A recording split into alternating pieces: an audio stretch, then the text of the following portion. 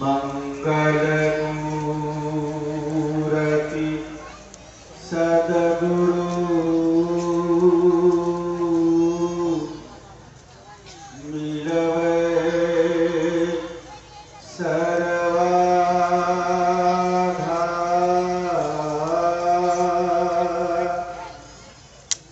मंगलमय मंगलकरं बिलवहु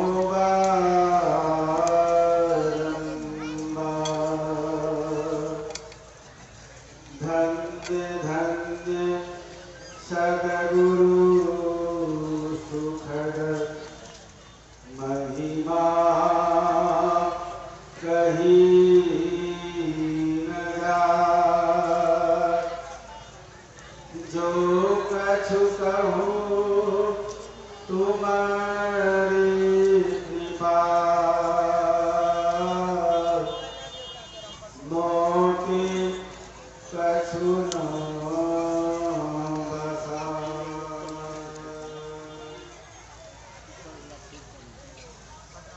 संत मठ का सबसे बड़ा कार्यक्रम अखिल भारतीय महाधिवेशन में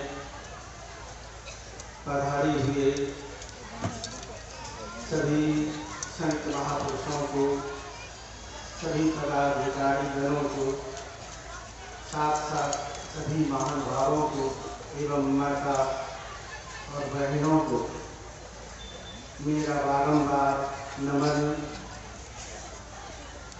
आप लोग जिस कार्यक्रम में पधारे हुए हैं, इस सत्संग की महिमा पवित्र ग्रंथ रामायण में भरपूर है, जो पाठ के क्रम में भी आप लोग सुन रहे हैं। संतों की संगति अर्थात सत्संग बड़े भाग से मनुष्य को सुलभ होता है। जैसे तैसे मिल जाता शुरुआत में, भाग्यशाली लोगों को ये सत्संग सुलभ होता है।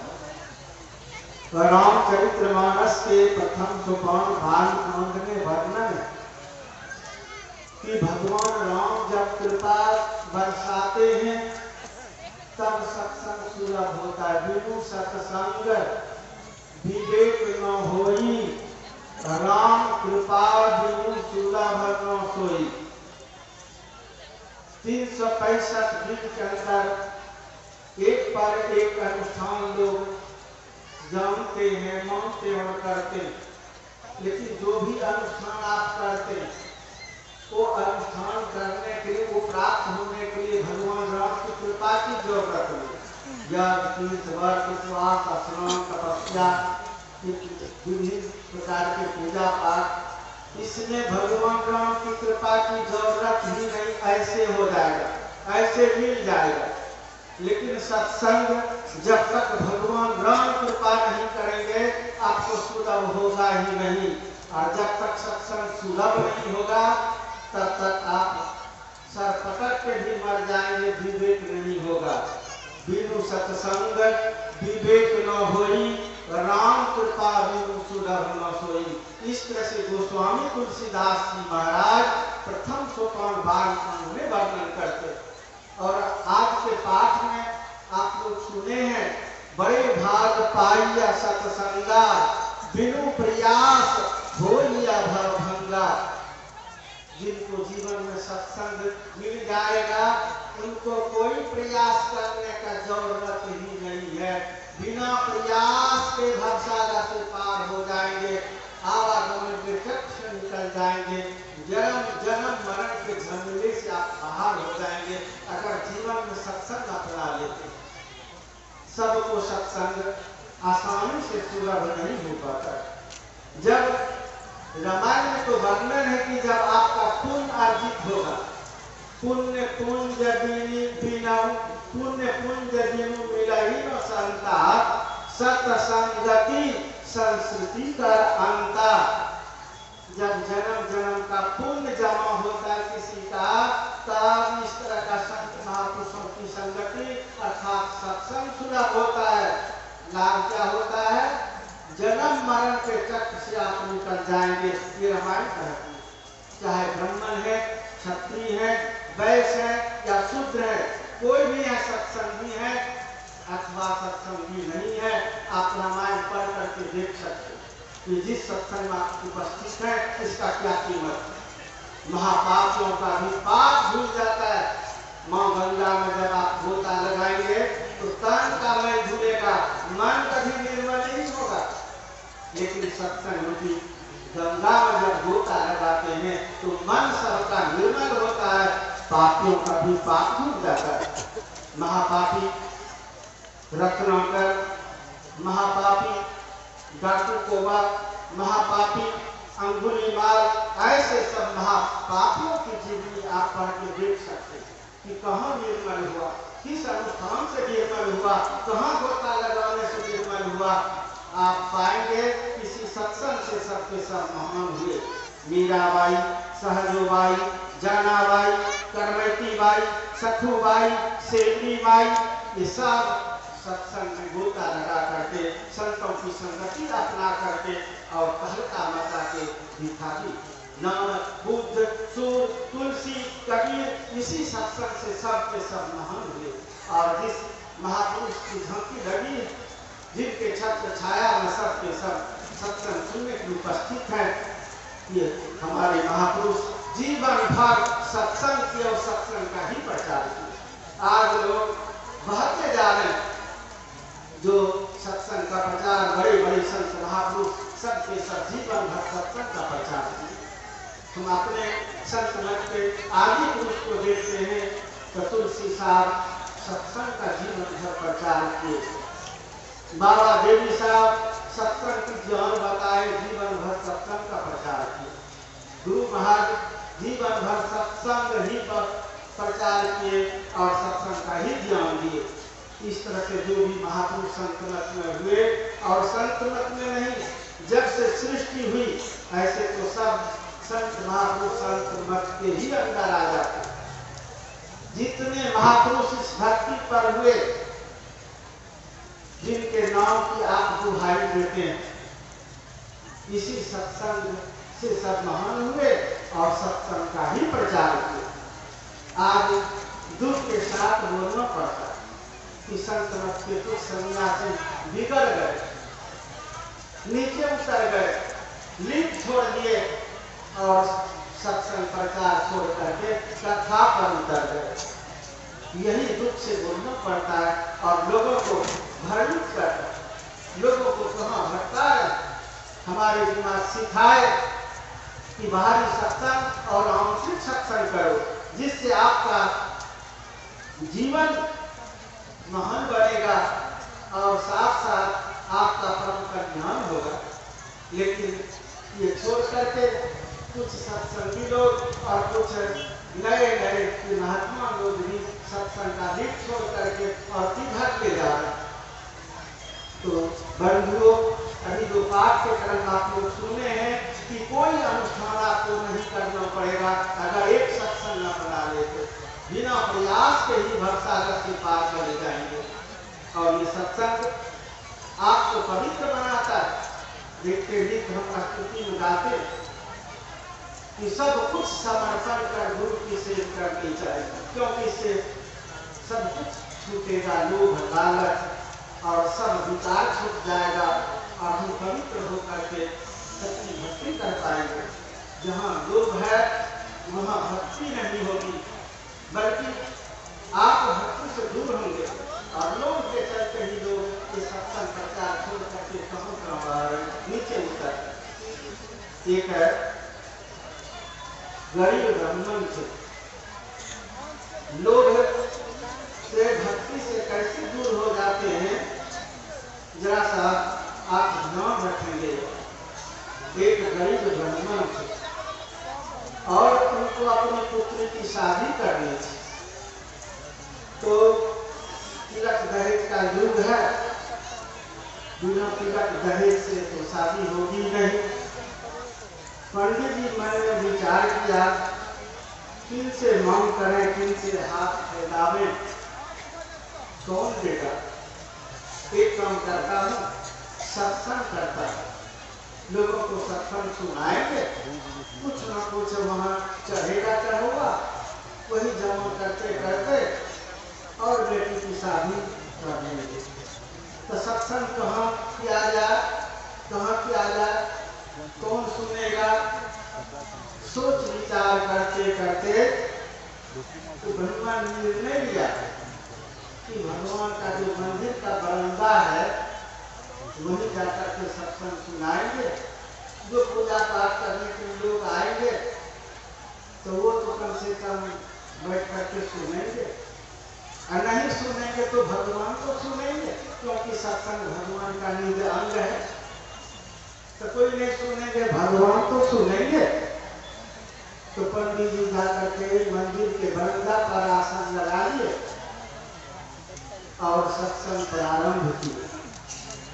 लेकिन लोगों को तो सत्संग नीरस होता है, तो कम ही आदमी सुनने के लिए बैठते थे, 2-4-10 आदमी बैठते थे।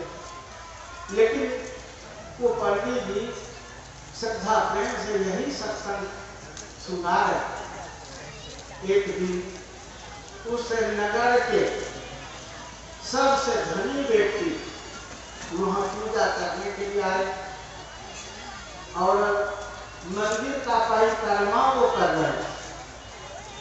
तो बाहरी पूजा करने वालों को सही ज्ञान तो हो नहीं पाता, तो मंदिर का परिक्रमा कर रहे। तो क्या तो आवाज होती है मंदिर में, तो बाहर से भी सुना कि मंदिर में 2 व्यक्ति आपस में बातचीत कर रहे। क्या बातचीत कर रहे हैं, जरा फोन लगा के सुनो। तो वो धनी व्यक्ति फोन लगाए और क्या सुनते हैं कि भगवान राम कहा है हनुमान जी को कि हनुमान ये जो ब्राह्मण है ना, सब अनुष्ठान छोड़ करके और सत्संग सुना कर। लोग सब इतने कंजूस हैं, चढ़ुआ नहीं चढ़ाता। वो गरीब ब्राह्मण है, उनको अपनी पुत्री की शादी करनी है। तो हनुमान एक काम कर, सत्संग के अंत में तो आरती के समय में 100 रुपया चढ़ा दिया करते। हनुमान जी कहते हैं कि भगवान जो आदेश 100 रुपया हम चढ़ा देंगे। अब तो इस जो धनी व्यक्ति थे उनको लोभ हो गया कि पंडित जी को तो पता नहीं है, भगवान राम कहा कि हनुमान जी को 100 रुपया चढ़ाने के लिए ये तो चढ़ाएगा। अब पंडित जी को पता नहीं, चलता हूँ मैं ये सत्संग में जो चढ़ुआ चढ़ेगा ये ठिक्का पर लेगा। तो धनी व्यक्ति गया पंडित जी के पास और कहते ब्राह्मण सत्संग को आप सुनाते हैं तो कितना चढ़ुआ चढ़ता, ताकि बस 2-5 रुपया चढ़ जाता, ताकि हमको 50 रुपया में ठिका दीजिएगा।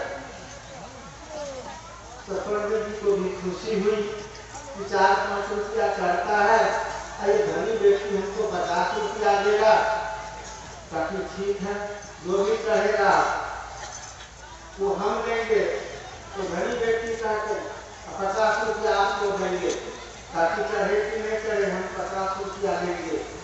बात पक्की कर दो, बात पक्की करेंगे, सिग्नेचर कर दे कि ठीक है चढ़े कि नहीं चढ़े, आपको 50 रुपया दे देंगे।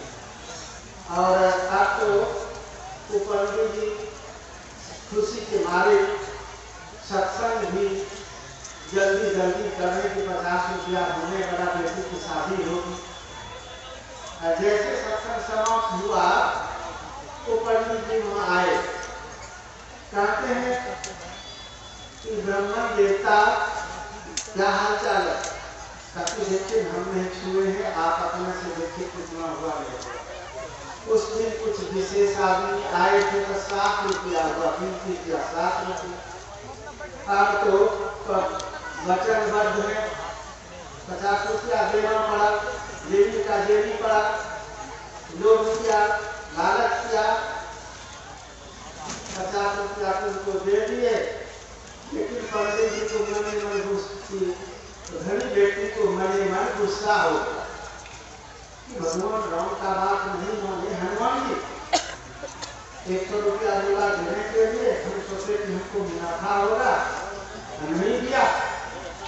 अभी चलता हूँ हनुमान जी से पूछता, मंदिर घुसा, गुस्सा के मारे हनुमान जी की मूर्ति में ऐसा घुसा दिया माँ, तो धनी व्यक्ति का हाथ हनुमान जी की मूर्ति में सट गया। और तुम्हारी आफत बहुत ताकत लगाया, छुड़ाने का प्रयास किया, नहीं छूटा। और वो धनी व्यक्ति सोचते कि आज तो भारी बेइज्जती होगी, कितने सारे लोग आएंगे मंदिर, क्या सोचेंगे कि जरूर ये गलती किया था, तब को सट गया, किसी तरह से छूट जाए, तब तक फिर आवाज होती है। भगवान राम हनुमान जी से पूछते हैं, शेर जी फोन लगाया, आप कौन बात कर रहे हैं? तो क्या सुनते हैं कि भगवान राम हनुमान जी से कह रहे, क्या हनुमान 100 रुपया चढ़ाया था? कभी नहीं प्रभु, 50 रुपया तो धनी व्यक्ति से चढ़ा दिया हूँ, 50 रुपया दिलवाने की इनका हाथ पकड़ के रखा, तो जब 50 रुपया देगा तो छोड़ दे। तो सेठ जी तो धनी व्यक्ति तो सुना कि हाँ हनुमान मेरी बेइज्जती हो, छोड़ के 50 रुपया और दे दे। तब हनुमान जी छोड़ दिए, 50 रुपया दे। लोग लालच के चलते जो नीचे गिरते सत्संग छोड़ करके, उनका क्या होता है, वो चरित्र से भी गिरते, क्योंकि उनका ध्यान भजन छूट जाता है और कहाँ से कहाँ बह जाते। इसीलिए सत्संग का लिख नहीं छोड़ना चाहिए, वो माता यही आदेश है, नित्य प्रति सत्संग कर ले प्यारा, तेरा कार्य साई सारा। जो भी सत्संग करेंगे, बाहरी सत्संग और आंतरिक सत्संग, उनका सब कार्य पूर्ण हो जाएगा। तो आते हैं, लेकिन यहाँ तो समय का अभाव है, भारतीय सत्संग है, मैं आप लोगों के बीच में इतना सही कहा। श्री सद्गुरु महाराज की जय। जब तक सत्संग नहीं तब तक विवेक नहीं, यह सत्संग राम की कृपा के बिना संभव नहीं। आपसे स्वामी हजारी और